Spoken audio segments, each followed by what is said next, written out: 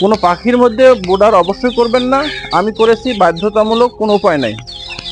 এই এইভাবে করার জন্য আমার কিন্তু অনেক ক্ষতি হয়ে গেছে, যে দেখতে পাচ্ছেন আপনারা। আমি আবার ভালো করে দেখাচ্ছি।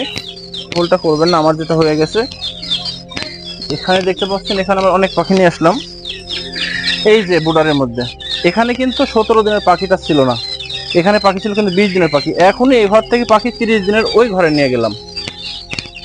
আর এই 20-22 দিনের পাখির মধ্যে কিন্তু মাঝখানে দেখেন চারিদিকে পাখি ছিল, 20-22 দিনের পাখি, আর মাঝখানে বোর্ডার ছিল আমার। এই বাচ্চার বয়স 3 দিন চলতেছে, প্রায় 150-200 পাখি আমার মারা গেছে।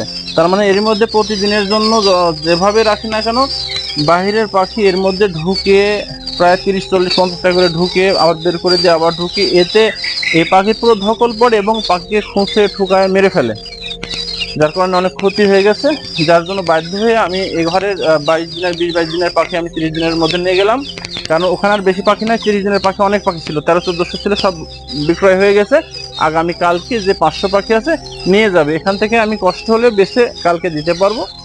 আর এই ঘরে আমি পাখিটা দিলাম, সেটা হচ্ছে 12-13 দিনের পাখি। এই বোর্ডারের যে পাখিটা আমি যে ঘরে নিয়ে যাব সেটা আমি দেখাচ্ছি। তবে একটা জিনিস অবশ্যই খেয়াল রাখবেন, মনে রাখবেন, কখনো আপনারা কোনো পাখির মধ্যে কোনো বোর্ডার করবেন না, এতে কিন্তু অনেক ক্ষতি হয়ে যায়।